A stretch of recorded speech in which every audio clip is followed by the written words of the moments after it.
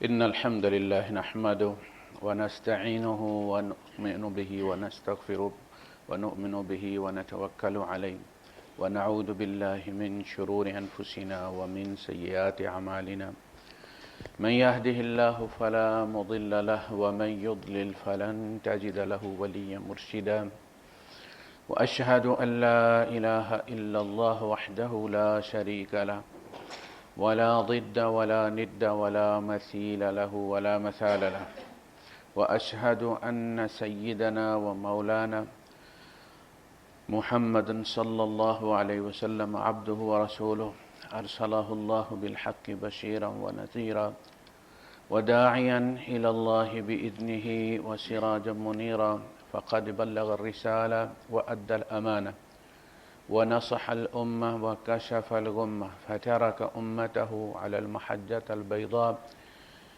ليلها كنهارها لا يزيغ عنها إلا هالك اللهم صل وسلم وبارك عليه وعلى آله وأصحابه وأزواجه وذرياته وأهل بيته أجمعين أما بعد فأعوذ بالله السميع العليم من الشيطان الرجيم بسم الله الرحمن الرحيم يا أيها الذين آمنوا لم تقولون ما لا تفعلون كبر مقتا عند الله أن تقولوا ما لا تفعلون صدق الله العظيم رب اشرح لي صدري ويسر لي أمري واحلل عقدة من لساني يفقهوا قولي آمين يا رب العالمين۔ یوم عرفہ جس دن حاجی عرفات میں ہوتے ہیں 9 ذی الحج کو 10 کو قربانی ہوتی ہے، حج اصل میں 9 کا ہوتا ہے۔ اس کے بارے میں یعنی یوم عرفہ کے عرفات والے دن کے روزے کے بارے میں 2 سالوں کا گناہوں کا کفارہ ہے، اور یہ 2 سال جو ہیں، ایک وہ سال جس میں وہ ہے اور ایک وہ سال جو اس سے پیچھے گزرا ہے۔ اس قسم کی جو پروموشن ہے روزے کی فلاں صدقے کی، یہ اسی طرح ہوتی ہے جیسے بائی 1 گیٹ 1 فری۔ آپ ایک خریدیں آپ کو دوسرا اس کے ساتھ فری ملے گا۔ اب یہ ممکن نہیں کہ آپ فری والا لے لیں، ان سے کہیں یہ جو دوسرے بائی والا یہ آپ رکھ لیں، یہ پروموشن ہوتی ہے۔ تو جس نے رمضان کے روزے نہیں رکھے اسے یوم عرفہ کے روزے کا کوئی فائدہ نہیں۔ یہ بائی 1 گیٹ 1، اور عبادات ساری جتنی بھی عبادات وہ اصلاً فرض کا اوور ٹائم ہے، یعنی جو بھی روزے آپ رکھتے ہیں وہ ایام بیج کے روزے ہوں یا پیر و جمعرات کا روزہ ہو یا یوم عرفہ کا روزہ ہو یا فلاں دن کا روزہ ہو، وہ تابع ہے رمضان کے روزے کا، وہ اس کا اوور ٹائم ہے۔ یہ ممکن نہیں کہ آپ ڈیوٹی نہ کریں اور کوئی کمپنی آپ کو اوور ٹائم دے دیں۔ پہلے ڈیوٹی، پہلے رمضان کے روزے، اس کے بعد پھر جو آپ رکھیں گے وہ اوور ٹائم ہے اس کا۔ اسی طرح نماز ہے، فرض نماز ہے، اس کے بعد پھر نوافل ہے۔ جو بندہ فرض نہیں پڑھتا وہ جنت جو ہے وہ جو اللہ کے رسول صلی اللہ علیہ وسلم نے فرمایا کہ میرے ممبر اور میرے حجرے کے درمیان جو ہے وہ ریاض الجنہ ہے، چاہے وہ مقام ابراہیم کے سامنے نفل پڑھے، چاہے وہ ریاض الجنہ میں نفل پڑھے۔ اگر فرض نماز نہیں پڑھتا تو نوافل کی کوئی اہمیت نہیں۔ آپ یوں سمجھ لیں کہ جیسے فرض جو ہے وہ اس کی حیثیت 1 کی ہے، اکائی کی ہے۔ آپ نے نفل پڑھے 10 ہو گئے، اور پڑھے وہ 100 ہو گیا، اور پڑھے 1000 ہو گیا، 10,000 ہو گیا، پھر لاکھ ہو گیا۔ اب اس میں سے آپ پہلے والی اکائی کو ختم کر دیں، باقی کیا بچا؟ 5 7 10 زیرو ہی رہ جائیں گے نا۔ اصل چیز یہ ہے جو ہم سمجھتے نہیں ہیں۔ فرینچائزڈ ہوتے ہیں نا مختلف، یہاں بھی پروڈکٹس بہت زیادہ یہ کاروبار چل پڑا ہے کہ فلاں پروڈکٹ جو ہے اس کو آپ انٹروڈیوس کروائیں، آپ مارکیٹ میں آپ بیچیں، اور اس میں آپ کو اتنے % ڈسکاؤنٹ ملے گی، آپ کا شیئر ہو جائے گا اس میں، اتنے بندے ممبر بنا دیں آپ، فی ممبر آپ کو اتنے جو ہے وہ پیسے ملیں گے۔ پیسے بنانے کا یہ طریقہ مارکیٹ میں آج کل بہت ہے۔ بالکل دین میں بھی لوگوں نے یہی طریقہ اختیار کر لی کہ 2 4 10 بندے نماز پر لگا لو، وہ نماز پڑھتے رہیں گے، ہمیں حصہ ملتا رہے گا، اللہ خیر سے۔ یہ نفسیات ہے۔ اسی لیے مساجد بہت ہو گئی ہیں، نمازی بہت ہو گئے ہیں، کردار بد سے بدتر ہو گیا، اس لیے کہ سارے فرنچائز پہ لگے ہوئے ہیں۔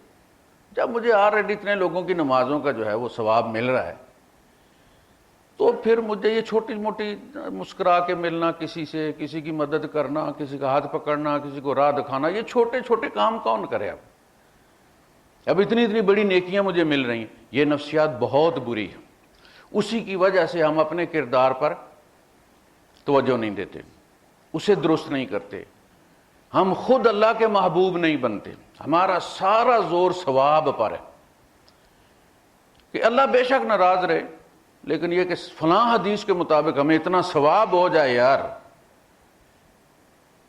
جبکہ اصل چیز وَرِضْوَانٌ مِّنَ اللَّهِ اکبر، اللہ کی رضا جنت سے بھی بڑی چیز، جنت اس کے سامنے کوئی حیثیت نہیں رکھتی۔ رب کی رضا بندے کا مقصود ہے، جنت اس کے نتائج میں سے ایک نتیجہ ہے۔ جنت مومن کا مقصد نہیں ہے،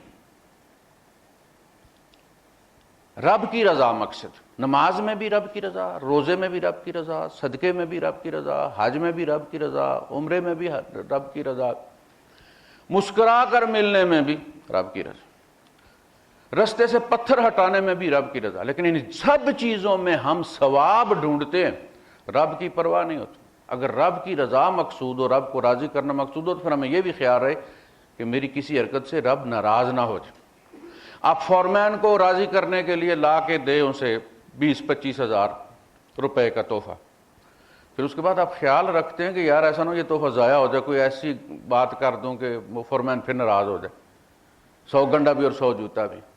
بہت سارے لوگ حج پر حج بھی کرتے ہیں لیکن 100 گنڈا بھی کھاتے ہیں، 100 جوتا بھی کھاتے ہیں، رب کو جا کے دکان پر ناراض کر دیتے ہیں، جھوٹی قسم کھا کے اس کی بیچتے ہیں۔ یہ خدا کو بیچا انہوں نے، سودا نہیں بیچا، خدا بیچا، اس لیے برکت نہیں ہے۔ تو اصل اہمیت اس کی ہے کہ آپ کی اپنی ویلیو کیا ہے۔ عبادات آپ کی شخصیت، آپ کے کردار کے ساتھ ضرب کھائیں گے اور قیامت کے دن وزن بڑھے گا، گنے نہیں جائیں گے۔ اسی لیے میں ہمیشہ کہتا ہوں کہ اس کی بڑی بہترین مثال ہے کہ اگر گن کے دیا جاتا تو ابو بکر صدیق رضی اللہ تعالیٰ کی 2 رکعت فجر اور ہمارے 2 رکعت فجر کے فرض جو ہے وہ برابر ہے، تعداد تو کہیں نہیں نہ گئی۔ یہ لوگ جتنے 100 نفل جی، 150 نفل جی، فلاں چیز، صحابہ نے اتنا نہیں کیا۔ وہ بڑا پیور حقیقی معاشرہ تھا، جو غریب تھا وہ حقیقی غریب تھا، جان بوجھ کے غریب نہیں ہوا کہ جی میں نے کمائی کو نہیں کرنی، میں جھگی بنا کے بیٹھ جاؤں گا جنگل میں اللہ کا ولی بن جاؤں گا اور مانگ کے کھاؤں گا۔ جو امیر تھا وہ مصنوعی امیر نہیں تھا، حقیقی امیر تھا۔ اپنی نماز پڑھتے تھے، جتنے نفل پڑھ سکتے تھے پڑھتے تھے۔ حضرت معاذ ابن جبل رضی اللہ تعالیٰ بہت بڑی شخصیت ہے، اللہ کے رسول صلی اللہ علیہ وسلم نے یمن کا گورنر بنا کے بھیجا، رخصت کرنے مدینے سے باہر آئے تو آپ نے کہا کہ معاذ شاید اب جب تم آؤ تو تمہاری ملاقات مجھ سے نہیں میری قبر سے ہو۔ تو اس کے بعد حضرت معاذ رضی اللہ عنہ تو رونے لگے، لیکن نبی کریم صلی اللہ علیہ وسلم نے رخ پھیر لیا ان کی طرف سے، یعنی آنسو رسول اللہ صلی اللہ علیہ وسلم کو بھی آئے لیکن آپ نہیں چاہتے تھے کہ وہ دیکھیں۔ اس کے بعد آپ نے وہ بات فرمائی جو ہمارے لیے بہت بڑی خوشخبری ہے۔ آپ نے فرمایا معاذ فاصلے کوئی اہمیت نہیں رکھتے، اگر تم ہم سے محبت کرتے ہو تو تم وہاں رہ کے بھی ہمارے پاس، اور جو شخص جس سے محبت کرتا ہے اسی کے ساتھ اٹھایا جائے گا۔ کوئی بات نہیں دور جا رہے ہو لیکن تم ہمارے قریب ہو، ہمارے دل میں ہو۔ قرب فاصلوں سے کا محتاج نہیں ہوتا، بہت سارے قریب ہوتے ہیں لیکن حقیقت میں دور ہوتے ہیں۔ ابو لہب درمیان میں ایک دیوار ہے، ایک طرف اللہ کے رسول ہیں، نبیوں کے امام ہیں، اور ساتھ وہ ہے، فاصلہ یہ ہے۔ اور فارسی کہاں سے اٹھتا ہے، کن مصائب سے گزرتا ہوا پہنچتا ہے۔ انہیں نصیب ہو جاتا ہے، ابو لہب کو نصیب نہیں ہوتا۔ یہ دل کے معاملے ہوتے ہیں۔ تو معاذ رضی اللہ عنہ نے نماز پڑھائی، جماعت کروائی، تھوڑی لمبی کروا دی، مزہ آ گیا ہوگا قرات میں۔ کبھی بندے کا مزاج وہ ہو جاتا ہے، موڈ بن جاتا ہے، کیفیات ہوتی ہیں، لیکن جو امام ہوتا ہے وہ اس کو کیفیات کے تابع نہیں کیا گیا۔ کہا گیا کہ من اما بقوم فلیخفف، جو کچھ لوگوں کی امامت کرے تو پھر تخفیف کرے۔ اب اپنے مزے کو نہ دیکھے، وہ یہ دیکھے کہ پیچھے کوئی مریض بھی ہو سکتا ہے، بڑی مشکل سے وضو رو کے کھڑا ہے، کوئی ڈیوٹی والا بھی ہو سکتا ہے وہ لیٹ ہو رہا ہے، کوئی بوڑھا ہے وہ کھڑا نہیں ہو سکتا ہے، تو ان کا خیال کرے۔ اب انہوں نے نماز لمبی کر دی، عشاء کی نماز تھی۔ ایک تو یہ اللہ کے رسول صلی اللہ علیہ وسلم کے یہاں نماز خود پہلے جماعت سے پڑھتے تھے، پھر اپنے محلے میں جا کے پڑھاتے تھے۔ جن دنوں قرآن لوگوں کو یاد نہیں تھا تو ان دنوں یہ ہوتا تھا کہ جس کو قرآن یاد ہوتا تھا وہ پھر امامت ان کی کراتا تھا۔ تو لیٹ ہو گئے، یعنی یہاں سے گئے پھر جا کے کروائی، تو ایک بندہ جو ہے، انہوں نے پھر سورت جب لمبی شروع کی تو اس بندے نے نماز توڑ دی اور اپنی نماز پڑھ کے چلا گیا۔ لوگوں نے سوچا، جب وہ چلے گئے تو لوگوں نے کہنا شروع کیا کہ بس بندہ منافق ہو گیا۔ صبح اللہ کے رسول صلی اللہ علیہ وسلم کو لوگ شکایت کرنے لگے تو یہ پہلے وہاں پہنچ گئے اور انہوں نے کہا کہ اللہ کے رسول، یہ معاذ جو ہیں یہ پہلے آپ کے یہاں نماز پڑھتے ہیں، پھر یہ وہاں پر آتے ہیں، پھر وہاں نماز پڑھاتے ہیں، اور پھر یہ سورت بھی لمبی شروع کر دیتے ہیں۔ ہم اونٹوں کے پیچھے سارا دن دوڑنے والے لوگ ہیں، تھکے مارے ہوتے ہیں ہم لوگ، کہتے ہیں کہ چلیں ہم فرض پڑھیں اور جا کے سو جائیں اپنی نماز پڑھ کے۔ تو پھر سورت انہوں نے لمبی شروع کی تھی، اللہ کے رسول میں نے نماز توڑ دی اور اپنی نماز پڑھ کے میں چلا گیا۔ اس پہ اللہ کے رسول صلی اللہ علیہ وسلم نے، وہ جو سمجھتے تھے کہ ان کو منافق کہا جائے گا، انہوں نے فرمایا فتان انت یا معاذ، معاذ تو لوگوں کو فتنے میں ڈالتا ہے، تو نے کیوں مجبور کیا اس کو نماز توڑنے پہ؟ کیا حل عطا کا قرآن میں نہیں ہے؟ کیا اذا زلزلت الارض زلزالہا قرآن میں نہیں ہے؟ تو یہ نہیں پڑھ سکتا تھا؟ اس کے بعد جنہوں نے کہا تھا کہ یہ منافق، اس بندے نے کہا کہ یہ فیصلہ انشاءاللہ میدان جنگ کرے گا جب کبھی موقع ملا، کون منافق اور کون منافق نہیں۔ یہ پھر جنگ میں شہید ہوئے، جنہوں نے نماز جو توڑ کے چلے گئے تھے شہید ہوئے۔ پھر اللہ کے رسول صلی اللہ علیہ وسلم نے ان لوگوں کو یاد کروایا، کہا کیا خیال ہے تمہارا، وہ تمہارا منافق وہ کدھر ہے؟ کہ اللہ کے رسول ہم سے غلطی ہوگی، ایسے مت فتوے دیا کرو کسی کے بارے میں۔ تو صحابہ جو تھے وہ اس قسم کی عبادت نہیں کرتے تھے۔ 11 سال پانی میں ایک ٹانگ پر کھڑے رہے، بڑی محنت کی بزرگوں نے، ناریل کے پیڑ پہ بیٹھے رہے چوکڑی مار کے، 11 سال جو ہے وہ کنویں میں لٹکے رہے۔ یار اس بندے نے کتنے فرض چھوڑے ہیں 11 سالوں میں، جماعت کی نمازیں نہیں پڑھی اس نے، بیمار کی تیمارداری نہیں کی اس نے، کسی بیوہ کی مدد نہیں کی اس نے، یتیموں کے سر پہ ہاتھ نہیں رکھا اس نے، شادی جیسی سنت چھوڑ دی اس نے۔ یہ نہیں تم دیکھتے؟ یہ سادھوؤں والے کام ہے سر۔ تو نفلی عبادت کا ثواب تب ہوتا ہے جب ہم اسی قسم کی فرض جو عبادت ہے اس کا حق ادا کرتے ہیں، اس میں کمی بیشی کرنے سے نوافل والا ثواب جو سائڈ پہ رہ جاتا ہے۔ اسی طرح جو ہم لوگوں سے کہتے ہیں اگر وہ ہم کرتے ہیں تو ہمیں لوگوں کے کرنے کا اجر ملے گا۔ یہ بات نوٹ کریں آپ، مجرد ہمارے کہہ دینے سے اگر لوگ عمل کر رہے ہیں اور میں نہیں کر رہا تو یہ جیسے آپ کو پتہ ہے شناختی کارڈ جب اوور ڈیٹ ہو جائے یا کچھ عرصہ ٹرانزیکشن نہ ہو آپ کے اکاؤنٹ میں تو وہ ڈی ایکٹیویٹ ہو جاتا ہے۔ اکاؤنٹ آپ کا ہوتا ہے، آپ پیسے ڈال بھی سکتے ہیں شاید، لیکن پیسے نکال نہیں سکتے۔ جا کے آپ وہ کاپی دیں شناختی کارڈ کی جو نئی ہے، آپ نے رینیو کروایا ہے، تو وہ اس کو 1 منٹ میں ایکٹیویٹ کر دیں گے۔ اسی طرح آپ کا اکاؤنٹ جو ہے وہ ڈی ایکٹیویٹ ہو جاتا ہے. جب تک آپ عمل نہیں کرتے تب تک دوسروں کے اسی عمل کا آپ کو اجر نہیں ملے گا. میں اگر لوگوں کو صدقے کی ترغیب دیتا ہوں اور میں خود صدقہ نہیں کرتا تو لوگوں کے میرے کہنے پر صدقہ کرنے سے لوگوں کو تو اجر ہوگا, میرا اکاؤنٹ جو ہے وہ ڈی ایکٹیویٹ. میاں تم خود کرو گے تو وہ آئے گا. یہ جو ہم نے بنا لیا نا کہ نہیں جی میرا ثواب تو آ رہا ہے, اتنا آ رہا ہے, فلاں جگہ سے آ رہا ہے, ماشاءاللہ اتنے لوگوں نے, فلاں نے کلمہ پڑھ لیا میرے ہاتھ پر, فلاں نے یہ کر لیا, فلاں نے ڈھینگ کر لیا, ہم اتنے لوگوں کو نمازوں پر لگائیں.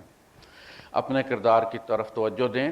یا ایھا الذین آمنوا علیکم انفسکم, اے ایمان والو تمہارے ذمہ تمہارا اپنا آپ ہے. یہاں سے شروع ہوتا ہے دین. دین کوئی مصنوعی چیز نہیں ہے, وہ کوئی گملے کا درخت نہیں ہے کہ آپ خوش ہوئے اور آپ نے دیکھا گزر رہے ہیں, آپ وہ مینا پر دیکھے آپ نے پودے تو آپ نے کہا یہ پودا لے جاؤں اور گھر میں جا کے لگا دوں. لیمن اس کے ساتھ لگے ہوئے ہیں, بڑا خوبصورت لگ رہا ہے, اور وہ دیکھنے کے لیمن ہوتے ہیں. اصلی لیمن وہی ہوتا ہے جو زمین میں لگے ہوئے میں لگتا ہے, کھانے والا وہی ہوتا ہے. کچھ کردار بھی ایسے ہوتے ہیں, کچھ نیکیاں بھی ایسی ہوتی ہیں جو گملے میں لگے ہوئے پودے کی طرح ہوتی ہیں, وہ زمین میں لگے ہوئے پودے کی طرح نہیں ہوتی. تو علیکم انفسکم, تمہارے ذمہ تمہارا اپنا آپ ہے. اس کا مطلب ہے کہ کیمرے کو اپنی ذات پر فوکس کرو, غلطیاں اپنی دیکھو, کمیاں اپنی دیکھو, کوتاہیاں اپنی دیکھو. آپ نے اگر بیلٹ خود نہیں باندھی ہوئی اور آپ اشارے کر رہے ہیں اس نے بھی بیلٹ نہیں باندھی ہوئی, اس نے بھی بیلٹ نہیں باندھی ہوئی, تو جب آپ کا مخالفہ ہوگا, آپ کو شرطا روکے گا, تو وہ یہ نہیں کہے گا کہ آپ نے 50 گاڑیوں کا گنا ہے کہ انہوں نے بیلٹ نہیں باندھی. وہ یہ دیکھے گا کہ آپ نے باندھی ہوئی ہے یا نہیں باندھی ہوئی. اور اگر آپ نے باندھی ہوئی ہے تو دوسرے سارے کھول کے چلیں, آپ کا کوئی نقصان نہیں کریں گے. یا ایھا الذین آمنوا علیکم انفسکم, ایمان والو تمہارے ذمہ تمہارا اپنا آپ ہے. لا یضرکم من ضل, جو بھٹک گیا ہے وہ تمہیں نقصان نہیں پہنچا سکتا. یعنی بائی دی وے دوسرا برا بھی ہے تو تمہارا تو کوئی نقصان نہیں ہو رہا, تم کیوں ڈسکس کر رہے ہو, اپنا نقصان کر رہے ہیں. لا یضرکم من ضل اذا اهتدیتم, شرط یہ ہے کہ تم خود ہدایت پر ہو. تم ہدایت پر ہو تو کسی کی گمراہی تمہارا کوئی نقصان نہیں کرتی. اس کی مثال اللہ نے دو دی. نوح علیہ السلام, لوط علیہ السلام, دونوں کی بیویوں کی. ضرب اللہ مثلا للذین کفروا امرأۃ نوح و امرأۃ لوط. اللہ پاک مثال بیان فرماتے ہیں نوح علیہ السلام کی بیوی کی اور لوط علیہ السلام کی بیوی. کانتا تحت عبدین من عبادنا صالحین, وہ ہمارے 2 صالح ترین بندوں کے نیچے تھے. فخانتاہما, انہوں نے خیانت کی دین کے معاملے میں, یعنی دین قبول نہیں کیا, شوہر کی بات کو قبول نہیں کیا. فلم یغنیا عنہما من اللہ شیئا, وہ دونوں اولو العزم رسول اپنی بیویوں کے کسی کام نہیں آئے. یعنی علیکم انفسکم, تمہارے ذمہ تمہارا اپنا آپ ہے. وہ بیویاں چونکہ خیال نہیں رکھ سکیں, لہذا ان رسولوں کا رسول ہونا ان کے کسی کام نہیں آیا. اور نہ اللہ کو اس بات سے کوئی مروت ہے کہ یہ دونوں رسول ہیں, انہوں نے بڑی محنت کی ہے, قوم سے بڑی مشقت برداشت کی ہے, لہذا اگر ان کی بیویوں کو جہنم میں بھیجا تو ان کی بےزتی ہو جائے گی. فردن فردن. اسی طرح بیٹا ہے, ابراہیم علیہ السلام کے والد ہیں, حالانکہ انہوں نے کہا بھی تھا وَلَا تُخْزِنِي يَوْمَ يُبْعَثُونَ, اے اللہ مجھے قیامت کے دن جس دن لوگ اٹھائے جائیں گے تو مجھے رسوا نہ کرنا. خزی, رسوائی, یعنی میرا باپ جہنم میں جائے اور لوگ کہیں جی یہ اچھا یہ کون جل رہا ہے جو زیادہ چیخے مار رہا ہے, یہ ابراہیم علیہ السلام کا باپ ہے. اور بنی اسماعیل اور بنی اسرائیل کے سارے رسول ان کی اولاد ہیں. اس سے آپ حساب لگا لیں. ابو الانبیاء ان کو کہا جاتا ہے, باپ جہنمی. اس سے کسی کا کوئی لینا دینا نہیں. اگلی مثال اللہ پاک نے یہ مثال دی کافروں کو کہ مکے والے دیکھیں, ہم تم کہتے ہو کہ ہم ابراہیم کی اولاد ہیں, ہم کیسے جہنم میں جائیں گے؟ تمہیں ابراہیم کی اولاد ہونا کوئی کام نہیں آئے گا اگر تم مومن نہیں ہو. اس شرک کے ساتھ ابراہیم کی اولاد ہونا کوئی اعزاز نہیں ہے. وَضَرَبَ اللَّهُ مَثَلًا لِلَّذِينَ آمَنُوا امْرَأَتَ فِرْعَوْنَ، اور اللہ مومنوں کے لیے مثال بیان فرماتا ہے فرعون کی بیوی کی۔ شوہر کون ہے؟ کافر۔ کافر بھی کیسا؟ جو کہتا ہے میں خدا ہوں، انا احیی و امیت، جو کہتا ہے انا ربکم الاعلی، وہ بیوی مومنہ۔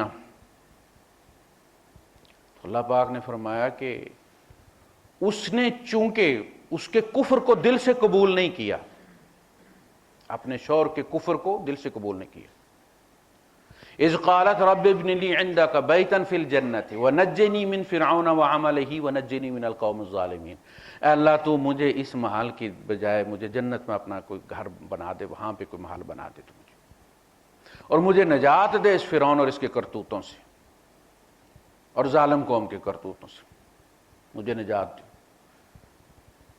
تو اس کے کفر نے ان کو کوئی نقصان نہیں پہنچایا۔ یعنی اگر شوہر برا ہے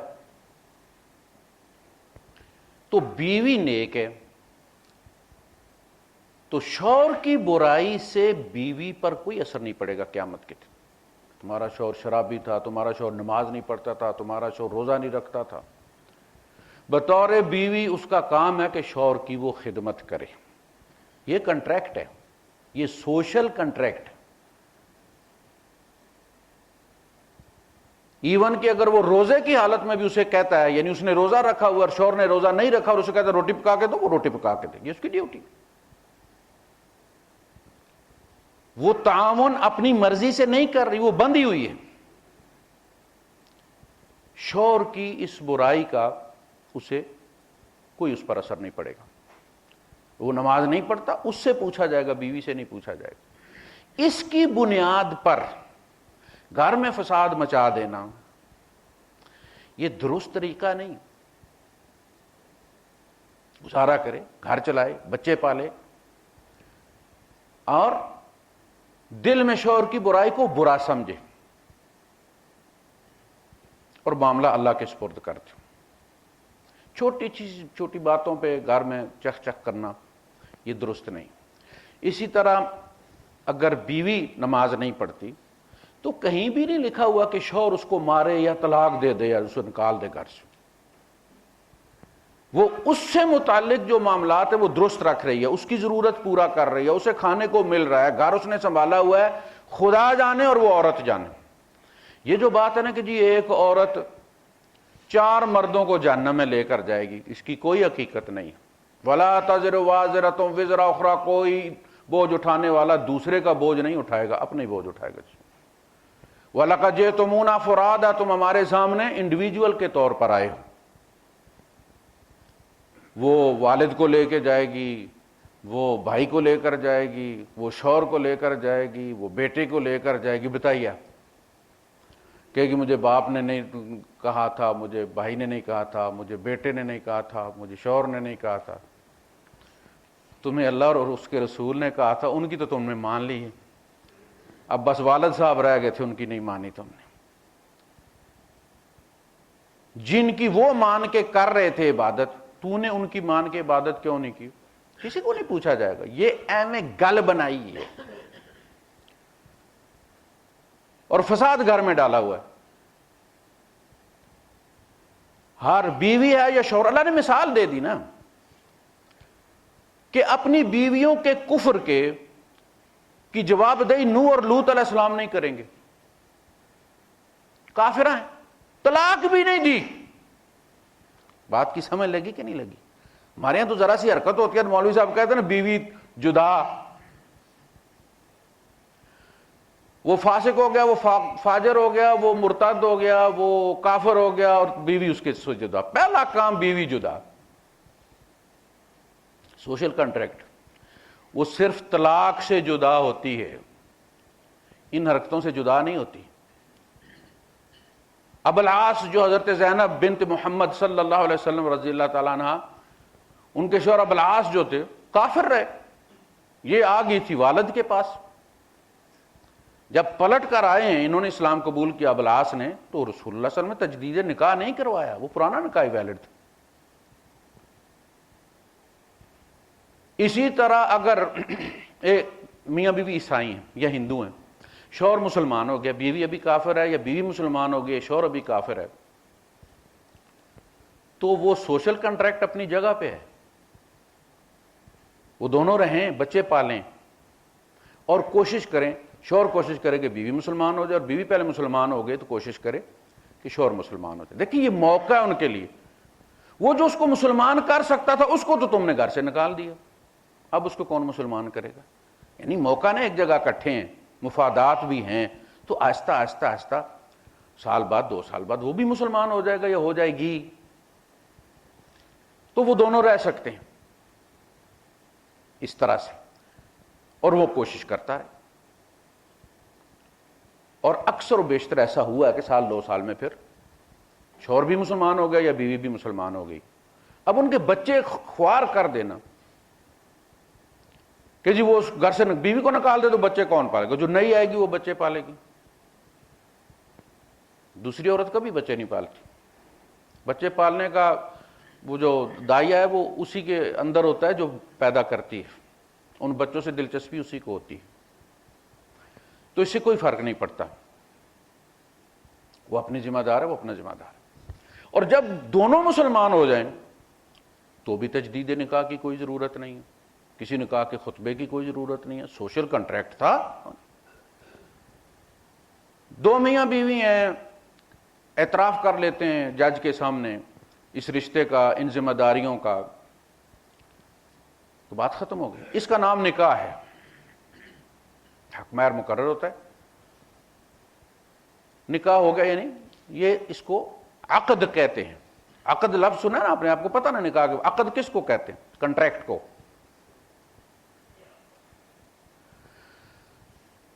تو یہ کنٹریکٹ ہے، ہو گیا ہے، کسی نے خطبہ نکاح پڑھا یا نہیں پڑھا اس کے ساتھ کوئی تعلق، کوئی مولوی آیا تھا یا نہیں آیا تھا، کوئی ایون کہ ایک میجسٹریٹ ہندو ہے، عیسائی ہے، 2 بندے جاتے ہیں میاں بیوی، ایک مرد ایک عورت، گواہوں کے سامنے وہ اقرار کرتے ہیں اس کے سامنے کہ ہم نے جو ہے وہ ایک دوسرے کو میاں بیوی اتنا حق مہر ہے، وہ جو بھی شرائط ہے سیگا اس کا مقرر ہے اس کے سامنے، اور وہ سٹیمپ لگا دیتا ہے، نکاح ہو گیا۔ ضروری نہیں کہ وہ مولانا طارق جمیل صاحب پڑھائیں یا نعمان علی خان پڑھائے یا ڈاکٹر اسرار احمد صاحب پڑھائیں تو زیادہ برکت ہوگی، برکت ان کے اپنے عملوں میں ہوگی۔ گھر بسانا، بڑی دفعہ ایسا ہوا کہ کسی بڑے مولوی نے نکاح پڑھایا، اور جس کا نکاح پڑھایا وہ ان کا رشتہ دار بھی ہے، بھتیجا ہے یا کچھ اور ہے، اور وہ نکاح نہیں چلا۔ پیدا ہو بچہ تو گڑتی دینے والے کو اگر کوئی ایسی ویسی حرکت کرے تو پھر گڑتی دینے والے کو جو ہے وہ گالی دیتے ہیں، پیدا کرنے والے کو کوئی نہیں دیتا۔ تو نکاح پڑھانے والے کہ جی فلاں نے نکاح پڑھایا، دیکھے جی اس کی تو عزت رکھ لیں، بھائی خدا کے نام پر پڑھایا، خدا کی عزت رکھو۔ تو یہ ڈھکوسلے ہوتے ہیں، کوئی بھی نکاح پڑھا دے کہ یہ کنٹریکٹ ہے۔ اصل چیز ذہن میں رکھیں کہ یہ سوشل کنٹریکٹ ہے، کچھ ذمہ داریاں مرد کے ذمہ لگی ہیں، کچھ عورت کے ذمہ لگی ہیں، ان ذمہ داریوں کو ادا کرو تو گھر چلتا ہے۔ وظیفے کرنے سے نہ محبت پیدا ہوتی ہے نہ گھر چلتے ہیں۔ آپ کی گاڑی میں ڈیزل ختم ہو گیا ہے، اب وظیفہ کرنے بیٹھ گئے آپ، اور یار کسی کو ڈبہ دے کے بھیجو قریب ترین کہیں سے جا کے، یا کوئی گاڑی روکو اس کی منت کرو آپ کو تھوڑا سا پیٹرول دے دے سے۔ وظیفوں سے گاڑی نہیں چلتی، نہ زندگی کی نہ لوہے کی بنی ہوئی۔ تو یہ اصل چیز ہے، علیکم انفسکم۔ مرد سے اس کے بارے میں، اس کی ذمہ داریوں کے بارے میں پوچھا جائے گا کہ اس نے بیوی کے حقوق کتنے تلف کیے ہیں، یہ نہیں، یہ ذمہ داریاں پوچھی جائیں گی، کیونکہ اس میں گرنٹر اللہ ہے۔ یہ جو عقد ہے نا، جو کنٹریکٹ ہے ازدواجی جو ہے، اس میں گارنٹر، اس کی جو گارنٹی دی ہے اللہ کے نام پر، اسی لیے واتقوا اللہ الذی تساءلون بہ والارحام، اس خدا سے ڈرو جس کے نام پر جا کے سوال کرتے ہو، رشتے بناتے ہو، وہ اگلا تمہیں اللہ کے نام پر بچی دیتا ہے، اور وہ اللہ تم سے ضرور پوچھے گا۔ جو نے فرمایا نا کہ عورت پہ ظلم کرتے ہو، یہ بات یاد رکھنا کہ دنیا میں تم اسے کمزور سمجھ رہے ہو، لیکن قیامت کے دن اس کا استغاثہ اللہ کی طرف سے آئے گا۔ اندازہ کریں آپ کہ اللہ پوچھے گا میرے نام پر تمہیں دی گئی تھی، کیوں زیادتی کی ہے تم نے اس کے ساتھ؟ تو جب تک علیکم انفسکم لا یضرکم من ضل اذا اہتدیتم، کوئی بھٹک بھی جائے تو اس کا مطلب یہ ہوا کہ وہ سیلف اورینٹڈ بننا نیکی کے معاملے میں اور برائی کے معاملے میں. آپ کے کپڑے کو داغ لگا ہوا ہے تو آپ اب کپڑے صاف کریں گے اپنا تو وہ صاف ہوگا. یہ داغ جو لگے ہوئے یعنی صفائی بھی تزکیہ بھی. قد افلح من زکاہا, جس نے اس کو پاک کیا, تزکیہ کیا, داغ دور کرتا رہا, وہ کامیاب ہو گیا. تو ہمیں نہ اپنے داغ یاد آتے ہیں, نظر آتے ہیں, نہ ہم انہیں درست کرنے کی کوشش کرتے ہیں. لہذا معاشرے میں دیکھیں 2 نمبری کتنی زیادہ ہو گئی ہے, مسجدیں بھی کتنی زیادہ ہو گئی ہیں, کارپیٹ بھی ہو گئے ہیں, اے سی بھی لگ گئے ہیں, لیکن کردار اب پرانے زمانے والا نہیں ہے. کیوں نہیں ہے؟ اس کی وجہ یہ ہے کہ ہمیں کردار کی فکر نہیں ہے. ہم نے کر دیا کہ اتنے شیئر ہو گئے, اتنی تبلیغ کر دی, اتنے. اور اصل میں اس میں جو لیڈر ہوتے ہیں وہ یہی لوگ ہوتے ہیں جو تبلیغ کرتے ہیں, تو ممبر پہ بیٹھتے ہیں, وہ نیابت کرتے ہیں رسول کی. اور رسول اللہ صلی اللہ علیہ وسلم کا عمل دیکھیں, اپنی ذات پہ کس طرح فوکس کیا ہوا آپ نے. آپ بیٹھے ہیں اعتکاف میں, حضرت صفیہ رضی اللہ تعالیٰ عنہ گئی ہیں رسول اللہ صلی اللہ علیہ وسلم کا پتہ کرنے, حال احوال پوچھنے. تھوڑی دیر بات چیت تو ہوتی رہی ہو, تو چونکہ رات تھی اور اسٹریٹ لائٹس نہیں تھیں, مدینے میں منافق تھے, کوئی بھی کچھ حرکت بھی کر سکتا تھا. تو اللہ کے رسول صلی اللہ علیہ وسلم انہیں چھوڑنے, گھر چھوڑنے نکلے ہیں ساتھ ان کے. ہمارا جو اعتکاف ہوتا ہے نا انڈیا پاکستان کے مسلمانوں کا, وہ ہندوؤں کا جاپ ہوتا ہے. وہ مار لیتے ہیں نا اپنے گرد دائرہ, اس سے باہر نہیں نکلنا ورنہ وہ جاپ جو ہے وہ ٹوٹ جائے گا. ہمارا اعتکاف وہ ہوتا ہے کہ کسی سے بات نہیں کرنی, کوئی سلام کرے جواب نہیں دینا. بیوی کو بھی کہنا کیا کچھ بنانا ہے تو لکھ کے بھیجنا, آج بھنڈیاں بنانی ہیں, بولنا نہیں ہے. یہ اعتکاف نہیں ہے. حضور گھر چھوڑنے جا رہے ہیں بیوی کو, چونکہ سین میں سے رستہ تھا مسجد نبوی کے, لوگ گزرتے تھے. ہمارے زمانے بھی مساجد کے اندر سے جو کچی ہوتی تھی, دیواریں نہیں ہوتی, گزر جاتے. 2 انصاری صحابی گزرے, مہاجر نہیں انصاری. منافقین انصار میں تھے, کچھ چونکہ ان کا مذہب کچھ یہودی تھے کچھ عیسائی تھے انصار.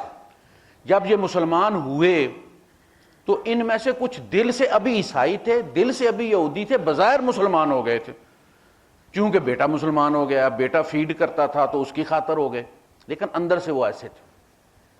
تو اللہ کے رسول صلی اللہ علیہ وسلم نے علی رسلکما, بھائی جتھے آیا اتھے ہی کھڑے ہو جاؤ. کھڑے. آپ نے فرمایا یہ میری بیوی صفیہ, یہ میرا پتہ کرنے آئی تھی, میں اس کو گھر چھوڑنے جا رہا ہوں. حضور وضاحت پیش کر رہے ہیں, اللہ کے رسول ہیں, رمضان کا مہینہ ہے, مسجد نبویہ اور اعتکاف کی حالت میں ہیں, ذرا نہیں شرمائے, اپنی وضاحت پیش کی. انہوں نے کہا کہ اللہ کے رسول اس وضاحت کی کیا ضرورت تھی؟ آپ نے کہا نہیں, ان الشیطان یجری من الانسان کا دم کا مجرى الدم, جس طرح خون دوڑتا ہے شیطان اس کے ساتھ انسان کے اندر دوڑتا ہے. کل کلاں کوئی منافق کوئی شوشہ چھوڑے اور تم کو اچھا اس دن میں نے بھی دیکھا تھا ایک عورت جو ہے وہ پردے والی کو جا رہی تھی, لے کے جا رہے تھے, تو میں نہیں چاہتا کہ تم اپنا ایمان خراب کرو, اس لیے مانگے بغیر وضاحت دے دی. ہمارے یہاں ہوتا ہے پریزیڈنٹ کو استثناء اصل ہے, اس سے کوئی نہیں پوچھ سکتا. اللہ کے رسول نے وہ استثناء نہیں استعمال کی, وضاحت پیش کی کہ یہ میری بیوی ہے. یہ مطلب کیا تھا اسی جگہ کھڑے ہو کے وضاحت دینے کا کہ اگر یہ چاہیں تو اپنی بیوی بہن بیٹی بلا کے پردہ اٹھوا کے بھی چیک کر سکتے ہیں کہ یہ صفیہ ہے یا نہیں ہے, میری بیوی ہے یا نہیں ہے. جیسے سعودیہ کے بارڈر پہ کرتے ہیں نا کہ اندر ایک بیٹھی ہوتی ہے مصدقہ, وہ تصدیق کرتی ہے کہ جی یہ واقعی وہ عورت ہے جو پاسپورٹ تصویر دیکھتی ہے, اس عورت کو دیکھتی ہے اور وہ سٹیمپ کر دیتی. حضور نے وضاحت پیش کی. تو ہمارے یہاں عام طور پہ جو تصور ہے نا, وہ ایک دفعہ جو بندہ بیٹھ جاتا ہے اعتکاف وہ کہتا ہے پھر توبہ ہی ہے. یعنی تنگ آیا ہوا ہوتا ہے اتنا کہ وہ کہتا ہے کہ 29 کا ہی چاند ہو جائے تو اچھی بات ہے، حالانکہ اعتکاف کا بہت اجر ہے۔ تو اپنی ذات پر ہم فوکس کریں گے تو عیب دور ہوں گے، ہم اپنے آپ کو اچھا بنائیں گے تو معاشرہ اچھے لوگوں سے بھر جائے گا۔ آپ ارادہ کر لیں کہ میں فلاں برا کام نہیں کروں گا تو آپ نے ایک بندے کو جہنم سے بچا لیا، یعنی اپنے آپ اچھے ہو گئے، اس دن آپ نے ایک بندہ اچھا کر لیا۔ اگر میں اپنے آپ کو اچھا نہیں کر سکتا، جس کو ون پونی چیزیں کھلاتا ہوں، پہناتا ہوں، 100 سہولیات دیتا ہوں، اس کو آپ اچھا نہیں کر سکتے تو دوسرے آپ کے کہنے سے کیوں اچھے ہوں گے بھائی؟ اپنی ذات کو لے لے بندہ، یعنی اسلام نے کتنا فطری عمل کہ بندہ 1 لاکھ نہیں، 1000 نہیں، 100 نہیں، ہر بندہ صرف اپنی ذات کو ٹارگٹ کر لے، اور چونکہ اس نے خود ارادہ کرنا ہے، کسی کو منوانا نہیں ہے، دوسرے کو آپ کہیں گے مانے نہ مانے، اپنے آپ پہ جب آپ ارادہ کر لیں گے تو ایک بندہ تو مومن ہو گیا نا۔ ٹوٹل اتنا چھوٹا سا مارجن ہے کہ ہر بندہ پورے محلے کی نہیں، پہلے اپنی فکر کرے۔ تو ایک بندہ جب ایک بندے کو مومن کر لے گا تو ایک دن میں یہ پوری مسجد، اسی لمحے جس لمحے یہ ارادہ کریں گے پوری مسجد نیک ہو گئی، ہو گیا کم، دوسرا کوئی مانے نہ مانے۔ علیکم انفسکم، اپنے آپ کو تو مومن بناؤ نا، جب تم مومن بنا لو گے تو تمہیں دیکھ کے مومن ہوں گے۔ صحابہ نے کبھی بھی کہیں بھی نہیں لکھا کہ وہ کہیں بستر اٹھا کر گئے تھے۔ یہ جو ہم کرتے ہیں نا، یہ تبلیغ نہیں ہے، یہ تذکیر ہے، یہ تعلیم ہے۔ اپنے جیسے مسلمانوں کو جا کے یاد کروانا، ان کو سمجھانا، ان کو صورتیں یاد کروانا، نماز کا طریقہ سکھانا، یہ تعلیم ہے۔ تبلیغ وہ ہے جو اللہ کے رسول کی طرف سے آپ غیر مسلموں کو پہنچاتے۔ یہ چلتا پھرتا ایک مدرسہ ہے تعلیم بالغاں کا، جس کو ہم تبلیغی جماعت کہتے ہیں، یہ مدرسہ ہے۔ بڑا آدمی نہ مدرسے میں جانے کا ٹائم ہوتا ہے، دوسرا وہ شرماتا بھی ہے۔ ان میں چونکہ اپنے جیسے ہی بوڑھے دیکھتا ہے تو کہتا ہے یار یہ مجھ سے بھی زیادہ بوڑھا ہے اور اس کو صورت نہیں آتی تو کوئی گل نہیں، وہ پھر ذرا جھجک ختم ہو جاتی ہے اور وہ پھر سیکھتا ہے۔ یہ تعلیم ہے۔ تبلیغ ہوا جو آپ نے کافر کو کرنی ہے، اور کافر کو منہ سے کہنے سے کچھ نہیں ہوتا، آپ کا عمل متاثر کرتا ہے۔ بندہ نیک ہو، وہ دفتر میں بیٹھا ہوگا، جیسے وہ ریڈیشن ہوتی ہے نا جس مٹیریل کی، وہ آپ ہوٹل میں رکھ دیں، مسجد میں رکھ دیں، آفس میں رکھ دیں، گھر میں رکھ دیں، وہ سب ریڈیشن۔ اسی طرح نیک عمل جو ہوتا ہے اس کی اپنی حرارت ہوتی ہے۔ وہ آفس میں ہوگا تو آفس میٹ جو ہے وہ تبدیل ہونا شروع ہو جائیں گے، گھر میں ہوگا گھر تبدیل ہوگا۔ وآخر دعوانا الحمدللہ رب العالمین۔